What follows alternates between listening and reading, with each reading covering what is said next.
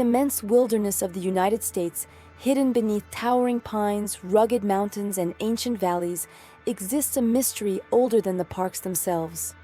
A pattern of disappearances so bizarre, so unnerving, and so profoundly unexplainable that even seasoned search and rescue teams, federal investigators, and survival experts are left with the same question. How can a person walk into a national park and simply cease to exist? For decades, the U.S. National Park Service has documented thousands of missing persons cases. But a certain subset of these vanishings, clustered in specific regions, following strange patterns and defying every known rule of search and rescue science, has become known worldwide as the missing 411 phenomenon. People who are there one moment and gone the next. Tracks that lead nowhere. Clothes found neatly folded miles away. Children who vanish and are later discovered at altitudes they could never climb. Adults who seem to step out of reality without a single footprint, scream, or trace of struggle. And perhaps the most disturbing detail of all, the National Park Service doesn't keep a centralized database of the missing. Officially, there is no list. Tonight, we enter the wilderness. We retrace the final known steps of those who disappeared.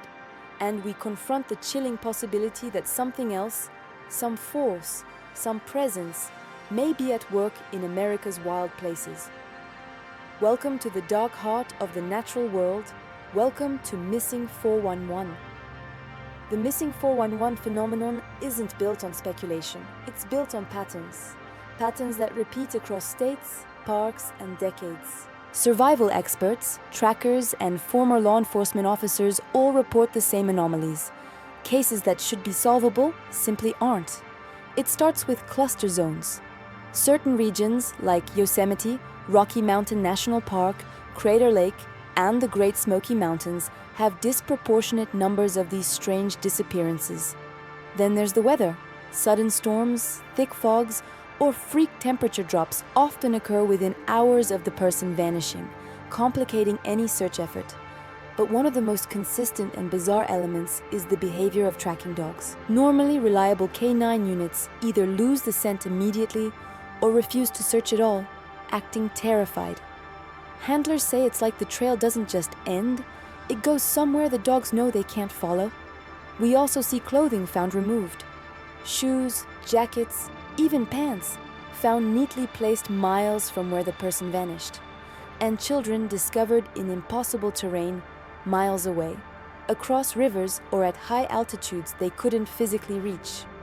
Often when bodies are found, there is no clear cause of death, and they are discovered in areas previously searched dozens of times. Finally, these disappearances tend to cluster around specific geographic features: granite boulder fields, berry patches, and bodies of water.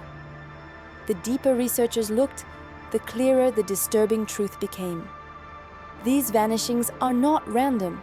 They follow rules that should not exist. One of the most famous and heartbreaking cases is that of Dennis Martin. On June 14, 1969, 6-year-old Dennis was playing in Spence Field inside the Great Smoky Mountains National Park. It was Father's Day weekend, one of the most crowded days of the year. He was playing hide and seek with his brother and other children. His father watched him step behind a small line of trees to hide, and then Dennis simply never came out. Within minutes, the boy had vanished into thin air.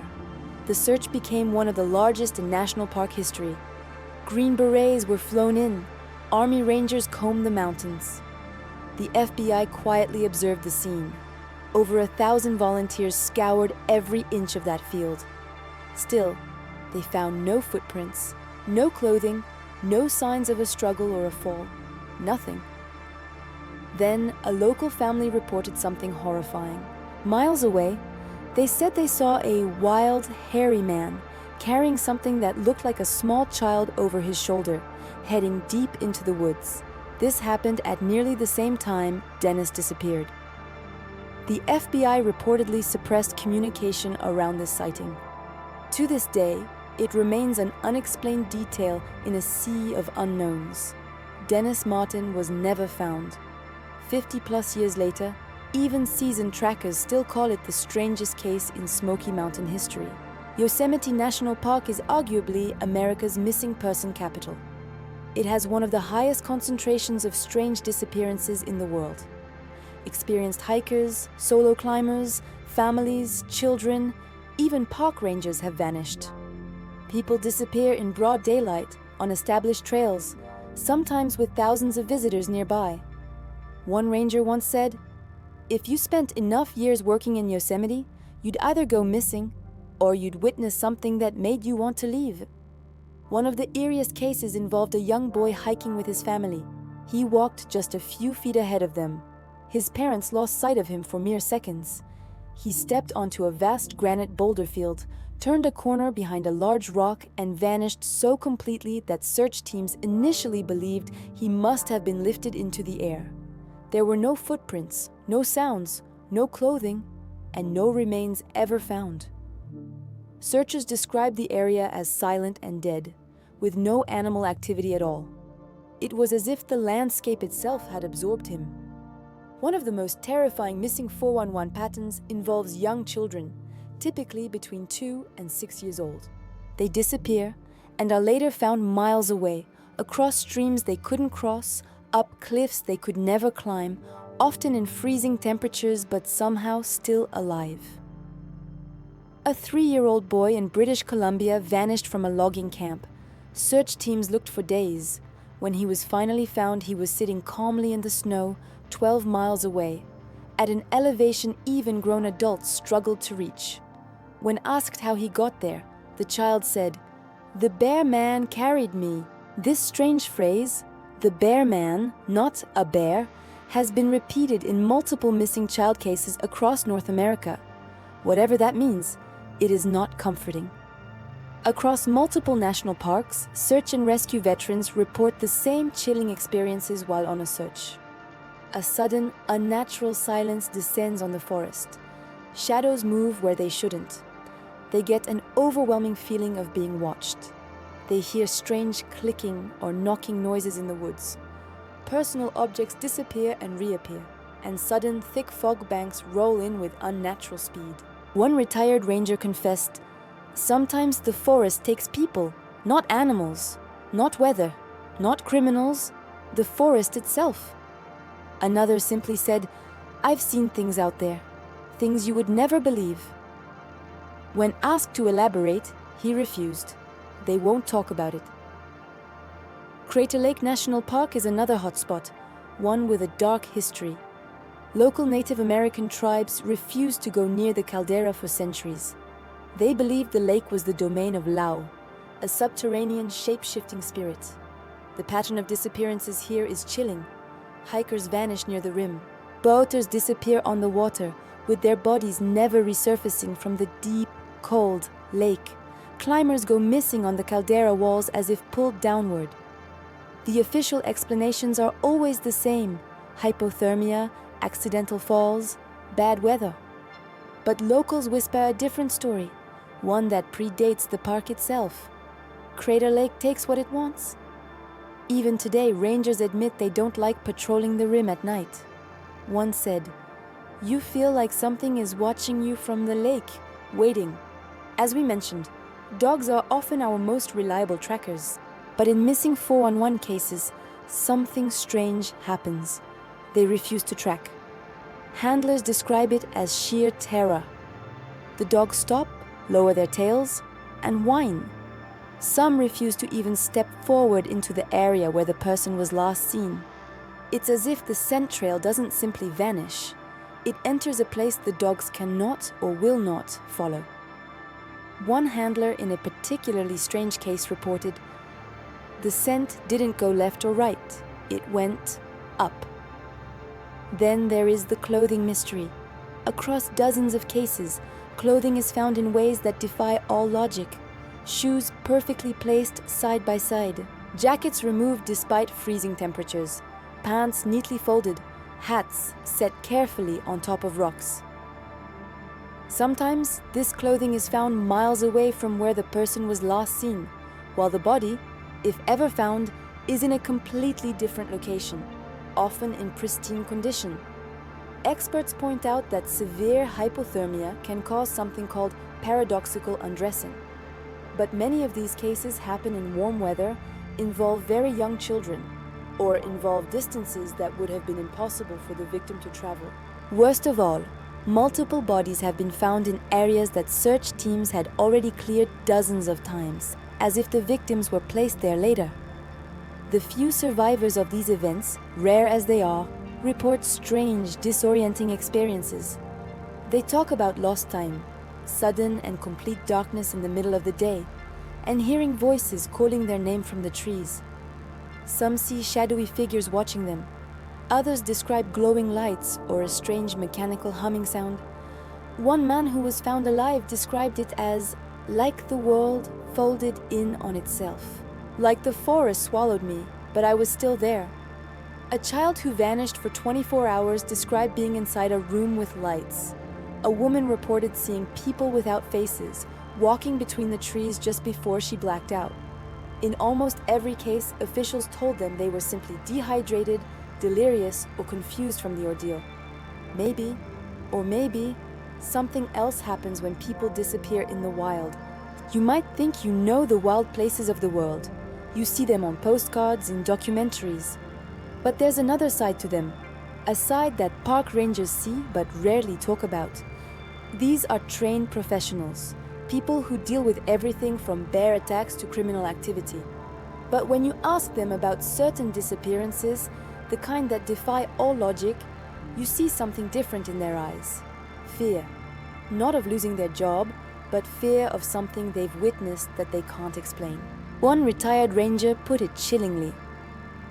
There are places in the backcountry we just don't go. Not because of the terrain, not because of animals, because we've learned those areas take people. Another ranger, who chose to remain anonymous, described a search near Yosemite. They heard a man screaming for help and tracked the voice for over an hour. But the sound kept moving impossibly fast, almost as if it was coming from the trees themselves. When the searchers finally reached the area, there was nothing. No footprints, no sign of a struggle, just a deep, unnatural silence. Even today, rangers admit there are zones that just feel wrong, heavy, empty, as if the forest itself is watching. One of the most disturbing cases happened in the dense, mysterious forests of the Pacific Northwest. An experienced hiker took a short walk from his campsite to gather firewood. He told his wife he'd be gone for just 10 minutes. She watched him step between a row of tall pine trees, and he never stepped out. Search teams arrived fast. They found his footprints leading into the woods, continuing deeper and deeper, and then they just stopped, abruptly. No drag marks, no split tracks, no signs of an animal. It was as if he'd been lifted right off the ground. His wife later said that moments after he vanished, she heard something. Not a scream, not a shout, but something like a deep, distant vibration. The man was never found. No body, no clothing, nothing. In our digital age, you'd think we could solve these mysteries.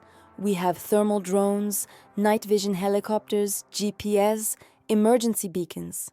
But in these specific types of cases, technology often becomes useless. Search teams report radios going dead, GPS units malfunctioning, compasses spinning wildly, and drones losing their signal for no reason. A drone operator in Colorado described it perfectly. The feed just went black. No interference, no mechanical failure. 1 second, I'm scanning the ridge. The next, the entire system shuts off. Weather also behaves strangely. Clear skies can turn to instant thick fog or sudden violent downpours. It's almost as if the wilderness itself is actively trying to hide something, removing any chance of finding the victim. Now, hunters rarely go missing. They're armed, they're trained, they know the land. Yet, some of the most baffling cases involve them. Take the empty deer stand in Wyoming. A hunter climbed into his elevated stand early in the morning. His friend was in another stand just 200 yards away, and they were in radio contact. At 7:18 a.m., the first hunter radioed, "I see movement, something big." His friend asked what it was. No reply. He radioed again. Silence. Worried, the friend walked over to the stand. It was intact. The rifle was there. The backpack was there. The hunter's thermos was still steaming hot. But the hunter was gone. No tracks below the stand. No broken branches. It was as if he had simply evaporated into thin air. In another bizarre case, trackers were following a missing hunter's footprints in fresh snow. The tracks went in a straight line for a while, but then they started looping and circling, as if the hunter was completely disoriented. The loops grew tighter and tighter until finally the tracks ended in a perfect circle. There were no exit tracks, no blood, no sign of a fall, just a circle in the snow and nothing else. Many of these disappearance clusters happen near mountains considered sacred or forbidden by Native American tribes. One such mountain, its name withheld at the request of tribal elders, is known locally as the Sleeping Man. The tribes believe he wakes up when people climb too high on his slopes. A group of college hikers camped halfway up the mountain one summer. During the night, they heard rhythmic thumping, distant chanting, and heavy footsteps circling their camp. Stones were being thrown at them from the darkness. In the morning, one of the hikers, an athletic 21-year-old, was gone. There were no prints leading away from the campsite. A tribal elder later told searchers, "You camped where you shouldn't have." He calls those who trespass on his chest. It's rare, but sometimes people do come back. But they're not the same. Many remember nothing. Others recall strange fragments, sounds, shadows, an intense cold, a feeling of pressure. A 4-year-old boy, found alive after 6 days missing in Oregon, told his rescuers, "They didn't like the light. They hid me in the dark place." When asked who they were, he said, "The tall ones with no faces." Another woman who vanished in New Mexico was found dehydrated but uninjured, lying in an area that helicopters had scanned repeatedly.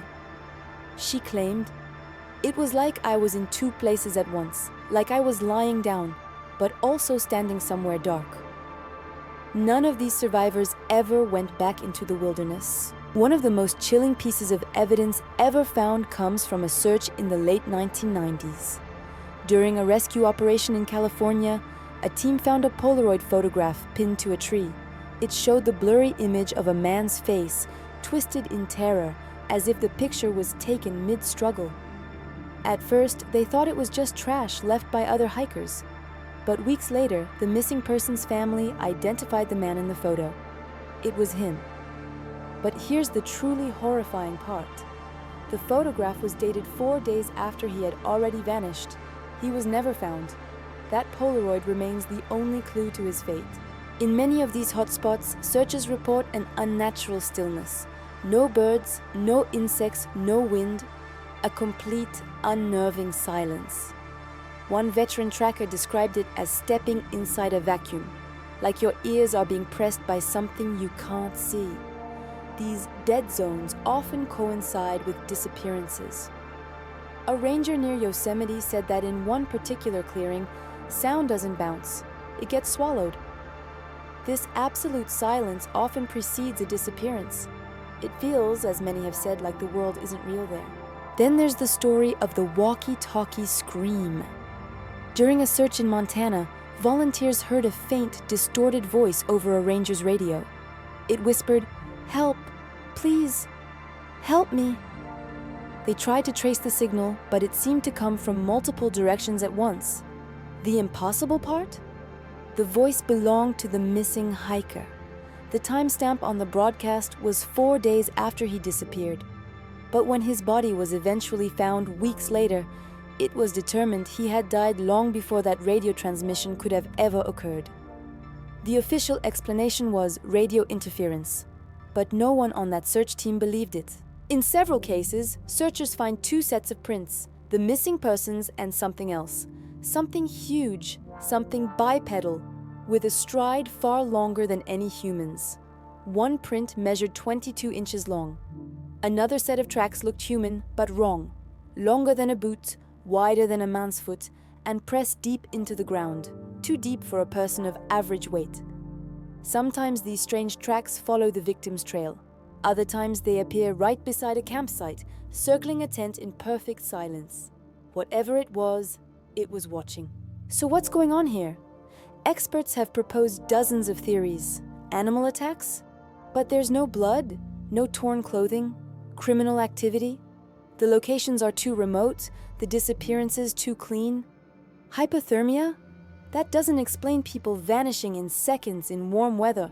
You can try to explain it away with terrain hazards, serial killers, or even government experiments, but none of the theories fully fit all the facts. Bigfoot? It might explain the prints, but not bodies reappearing in previously searched areas. Time slips or dimensional anomalies? It sounds crazy, but it aligns with what survivors describe. Losing time, hearing strange hums, and feeling like they were in other spaces. The forests have legends. The mountains have gods. The lakes have spirits. Every tribe has warnings. What if the wilderness isn't just a place, but a being? Something ancient, intelligent, and natural. Something that takes and only sometimes gives back. Have you ever heard a strange sound in the woods at night? A sound that made the hairs on the back of your neck stand up? In certain parts of the American backcountry, there's a belief, even today, that you should never whistle after dark. Locals say it calls them. Who are they? No one wants to give them a name because naming them gives them power. But across thousands of missing 411 cases, a disturbing pattern emerges from witness reports. A low, sharp, rhythmic whistle in the hours before someone vanishes. Sometimes it's distant, echoing through the valleys. Other times, it's impossibly close. Imagine this: a group of trekkers in Utah, deep in the wilderness. It's 3 a.m. They're awoken by a whistle, circling their camp. With each pass, it gets faster, closer, as if something unseen is running around them in the dark. The next morning, one of the hikers, a healthy 27-year-old man, is gone. There are no footprints leading away from his tent. No signs of a struggle. His sleeping bag is found unzipped, neatly, almost carefully. Two of his friends later told police they saw a faint silhouette standing at the tree line just before the whistling stopped. A thin, tall, unmoving figure. Searchers never found a single trace of him. A veteran searcher, a man who had seen it all, later admitted, "Every missing case in that valley starts with the same thing, a whistle in the dark." But it's not just whistles. Sometimes the victims don't vanish instantly. They walk away willingly, drawn by something they can't describe. In Maine, a man camping with friends woke up at exactly 2:14 a.m. His tent mate saw him sit straight up, staring out into the pitch-black woods. He whispered, "Do you see that?" But his friend saw nothing. The man stood up, walked out of the tent, and disappeared into the trees. He didn't put on his shoes. He didn't grab a flashlight. He never responded to his friend's desperate calls. They initially thought he was sleepwalking, but as the hours turned into days, they knew something was terribly wrong. 2 days later, searchers found his footprints on a muddy trail. They were barefoot, steady, and determined. Then, the tracks suddenly veered off the path into a section of dense brush so thick no human could easily walk through it. The search team followed the prints for miles until they came to a massive, ancient cedar tree. There, the tracks simply stopped. The man was never found. His friend insists he heard something strange that night. Not a voice, but a low hum. Like electricity, like something glowing. Survivors of similar ordeals describe floating lights, strange orbs, or luminous shapes that draw them away from safety. Are they hallucinations brought on by fear and exhaustion? Or are they something older and far more dangerous? In other cases, witnesses report hearing something even more disturbing echoing through the forest: laughter. But this isn't human laughter. It's described as too high-pitched, too fast, like too many voices at once, all echoing from impossible directions. It sounds playful, but in a way that feels predatory. A group of campers in Oregon heard this laughter circling their campfire. At first, they thought it was another group of campers trying to spook them. One of the men, annoyed, walked into the woods to investigate. He was never seen again. The moment he disappeared, the laughter stopped instantly. His girlfriend later told investigators, "It wasn't funny laughter. It sounded like something pretending to laugh. Something that didn't understand how humans sound." We don't know what they heard, but dozens of missing 411 reports include this same chilling detail: laughter without a source. Water is another constant and baffling theme in these cases. People vanish near lakes, rivers, and waterfalls, but what's truly disturbing is when their bodies are found in water, but only after those areas have been thoroughly searched multiple times. A kayaker in Michigan disappeared on a wide, slow-moving river. Search teams combed the shorelines, used advanced sonar, and even blocked off sections of the current. They found nothing. 4 days later, his body was discovered floating near the exact spot where he vanished. He was fresh, unmarked, and showed no signs of decomposition consistent with being in the water for 4 days. The medical examiner couldn't even determine a cause of death. One of the search leaders was baffled. He said, "We scanned that area with sonar 3 separate times. There was nothing there, nothing." This impossible pattern repeats across multiple national parks, bodies appearing where they couldn't have been. It's as if the wilderness returns them when it's done with them. While many victims are children or young adults, experienced hikers are not immune. A woman in her 40s, a prepared and intelligent hiker, vanished in Colorado. For 2 weeks, extensive search teams found nothing. Then, at dawn on the 15th day, a trail runner was shocked to find her crawling out from a rocky crevice, miles from where she was last seen. She was dehydrated and bruised, but miraculously alive. Later in the hospital, she whispered a sentence to her sister that made the nurses freeze in their tracks. There were people inside the mountain. When her family tried to ask what she meant, she completely shut down, refusing to ever speak of it again. Searchers went back and investigated the crevice she came from. It led nowhere. It was just a narrow crack between ancient boulders. There were no tunnels, no chambers, no signs of habitation. So how did she survive for 15 days? What did she see inside that mountain? The terrified expression on her face, even months later, suggested she encountered something profound and utterly terrifying. Perhaps one of the most frightening phenomena is what investigators call the mimic. In several cases, after a person has disappeared, searchers or loved ones report hearing their voice. A hiker hears her brother calling for help from the trees. A father hears his young daughter giggling just over a ridge. A search team hears a man shouting, "Over here! I'm over here!" from deep in the woods. But when they follow the voice, they find nothing. No footprints, no broken branches, no person. One searcher said, "It sounded like him, but it wasn't him. It was like something was just repeating his words." In one chilling case, a woman heard her husband's voice calling her name from just outside their tent. As she started to unzip the tent to go to him, her husband, who was lying right next to her, grabbed her arm and whispered, "Don't go, that's not me." She says she still hears that other voice in her nightmares. It's not just sounds. Sometimes the very landscape itself seems to turn against people. Some searchers describe terrain that appears to change. Trees shift position. Ridges appear where none existed before. Familiar landmarks vanish. A veteran ranger explained, "You can walk the same trail 100 times, but on the day someone disappears, the forest becomes different, like it rearranges itself." He wasn't speaking metaphorically. A K-9 officer described following a strong scent trail into a narrow ravine, an area he had patrolled dozens of times over 15 years. But on this day, the ravine ended at a dead-end cliff face. He insisted the cliff was new, that it was never there before. Others brushed it off as stress, but then the scent trail ended abruptly, right at the base of that cliff. The cliff that shouldn't have been there. and strangely wasn't there when they returned the next day. Officially, the report blames misremembered geography.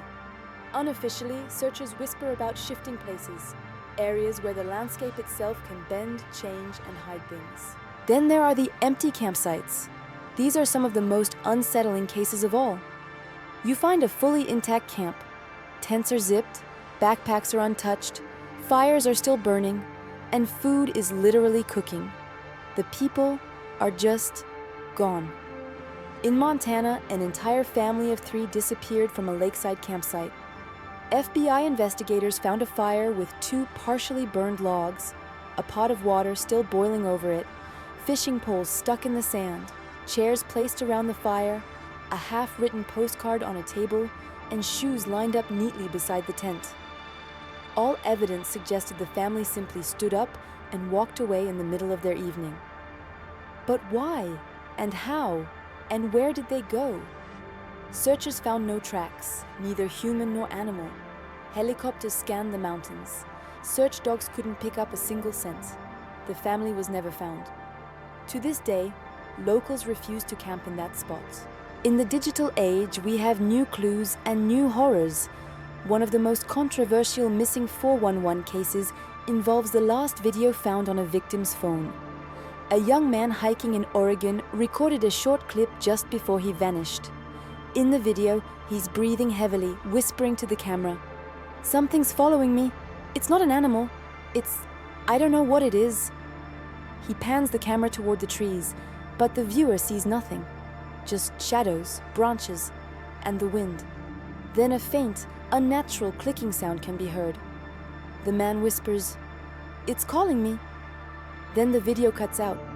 His phone was found 10 days later on a boulder, perfectly intact. His body was never found. The U.S. Forest Service confiscated the original footage, claiming it contained nothing of significance. But the family disagrees. They say the official version cuts off several seconds early. In those last few seconds, they claim, you can hear a distorted voice whisper the man's name. Long before modern hikers entered these wild places, Native American tribes told stories. These weren't campfire myths, they were warnings. Warnings about places in the mountains where people vanish without a trace. About voices that call out from the trees, things that mimic the ones you love, and spirits that take those who travel alone. Different tribes have different names for these entities. Stick Indians, the Tall Ones, Shadow Travelers, the Mimics.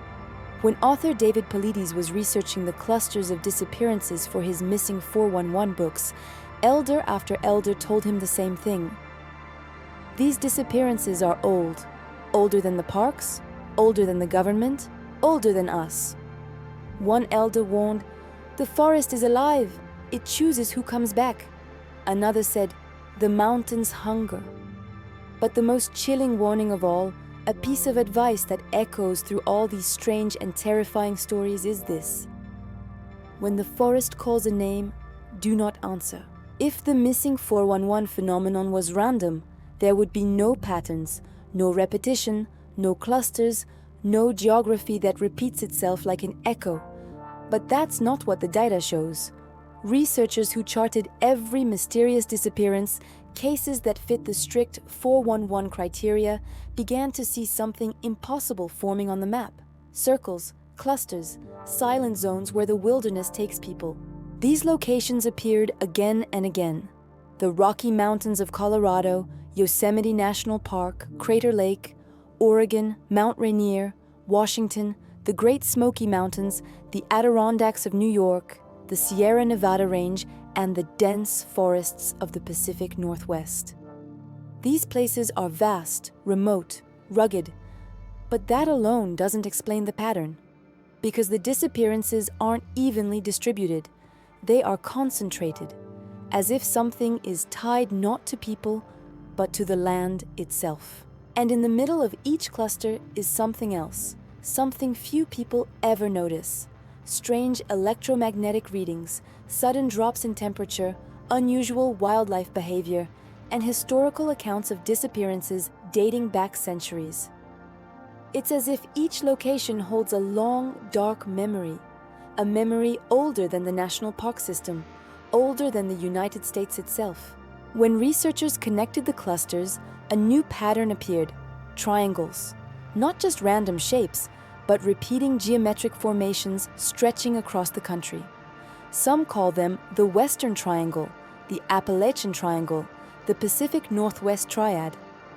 If something intelligent is involved, is this geometry, territorial borders, migration paths, or simply coincidence woven into chaos? Scientists who examined the pattern dismissed it quickly. Coincidence, they claimed. But search and rescue veterans saw something else: trails that disappear into nothing, valleys where compasses die, mountains where radios won't transmit, places where people vanish without a single track. These weren't triangles created by artists or mathematicians. They were drawn by the missing. Missing 411 cases share unusual evidence, the kind that doesn't fit normal disappearances. Let's break down the most common anomalies. First, clothing found neatly folded, often miles from the last known location, in perfect condition, clean, dry. No predator in nature undresses its prey. Second, bodies found in places already searched. Search areas were swept multiple times, professionally, thoroughly. Yet the missing person appears exactly where rescuers walked days, even hours, before, almost as if placed there. Third, no blood, no tracks, no sign of struggle. This alone rules out bears, mountain lions, wolves, kidnappers, and accidents. The wilderness simply swallows the trail. Everything ends in silence.